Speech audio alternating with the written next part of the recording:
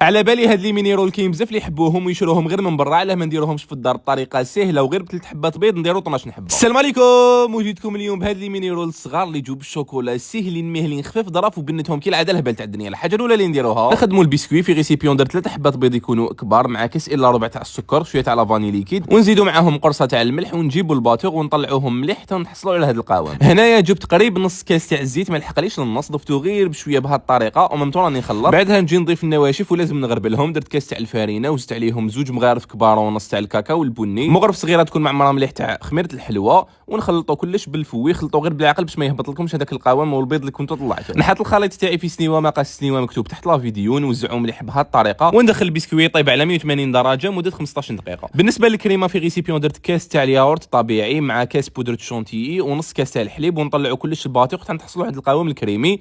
اذا شفتوها ثقيله بزاف الكريمه تقدروا تضيفوا شويه تاع الحليب وممتو راكم تخلطوا. البسكوي بعد ما طاب قلبتوه ديريكتومون على بابي كويسون، عاود رديتو على وجهه اللي طاب عليه بهذه الطريقه، ونجي ندير عليه من الفوق طبقه تاع الفوغاج. وكالعاده نستخدم غير الفوغاج تاع فرويور، اليوم استخدمت لافريز، وانتم تقدروا ديروا الكو اللي راكم حابين. نمشي مليح هذاك الفوغاج، نخلي البسكوي يدفى شويه ونجي نبدا نخدم. نعمر هذيك الكريمه اللي خدمناها في لابوش، ونجي نبدا نبوشي بهذه الطريقه. دائما في البدايه تاع البسكوي تبوشيو بهذيك الطريقه، تروليوه روله خطره برك وتقسموه بالموس. وعادي اذا شقق معاكم شويه البسكوي خاطر رايحين نروليوه بابي فيلم بهذه الطريقه ونزيروا عليه مليح. وبنفس الطريقه نديروا الكريمه نروليو خطره وبعدها نقسموه بالموس، ونجو نحطوه في بابي فيلم نزيروا عليه مليح هكذا بهذاك البابي فيلم. وهاد لي بوده نحطوهم في الكونجيلاتور حتى وين يشدوا روحهم، معناتها خلوهم واحد نص ساعه هكذاك ولا قريب ساعه، بعدها تجبدوهم نخلوهم يتلقوا روحهم شويه. وهنا دوبت شوكولا اولي اللي كنت ضفت لها شويه تاع الزيت وجيت قلاصيت بها بهذه الطريقه. درت لهم من الفوق شويه تاع لي زيكزاك بعد ما نشفوا، ونجو نقسموهم بالموس يكون سخون، جوزوه على النار باش يتقسموا بكل سهوله وتقدموهم وبصحتكم.